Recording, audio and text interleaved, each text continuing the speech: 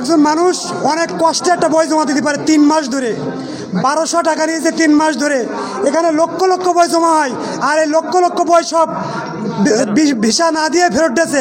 হাজার হাজার কোটি টাকা ভারত আমাদের কাছ থেকে নিয়ে যাচ্ছে। আমাদের কি টাকা কষ্ট আয় করতে হয় না? আর ভিসা যদি না দিবি তাহলে কেন আমাদের কাছে টাকা নিবি? আর টাকা যখন নিবি তাহলে ভিসা কেন দিলি না? এর জবাব দিয়ে যাবি। আমরা খেটে খাওয়া মানুষ, আমরা টাকা দিয়েছি, আমাদের ভিসা চাই। আর না হলে ভিসা বন্ধ করে দিয়ে এখান থেকে গোটায় চলে যা, দরকার নেই আমাদের। আমাদের ভিসার জন্য আমরা 4 মাস অপেক্ষা করে আছি। এখন বর্তমান আজকে বই দিচ্ছে, কিন্তু ভিসা দিইনি। আমরা এই আমরা ভিসা চাই, আমরা ভিসা চাই।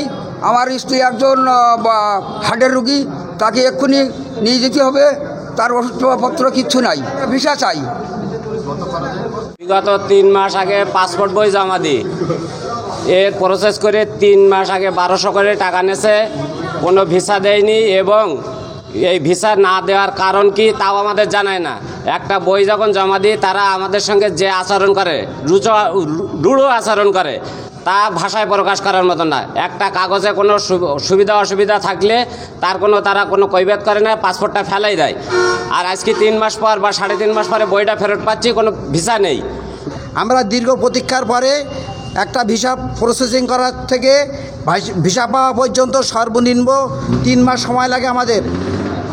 ভারতীয় দূতাবাসের স্বেচ্ছাচারিতার কারণে আজ আমরা সারা বাংলাদেশের লক্ষ লক্ষ পাসপোর্ট, কোনো সিল নেই, কোনো কারণ নেই, আমাদের টাকা পয়সা নেই, কিছুই নেই, আমাদের ভিসাবিহীন সমস্ত পাসপোর্ট আমাদের ফেরত দিতে বাধ্য করছে তারা। আমরা এর প্রতিকার চাই। ভারতীয় দূতাবাস, ভারতীয় হাই কমিশনের কাছে আমরা এটার সুষ্ঠু বিচার চাই।